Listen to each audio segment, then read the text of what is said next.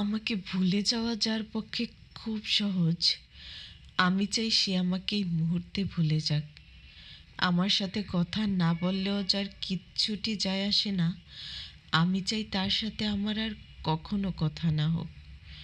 আমার অভাব যাকে বিচলিত করে না, যার আমাকে ছাড়া দিব্যি চলে যায়, আমি চাই তার জীবনে আমার অনুপস্থিতি শাশ্বত হোক। আমার অভিমান, আমার কান্না, আমার নির্ঘুম রাত যাকে বিন্দুমাত্র স্পর্শ করতে পারে না, আমি চাই তার আঙুল আর কোনোদিনও আমার আঙুলে স্পর্শ না করুক।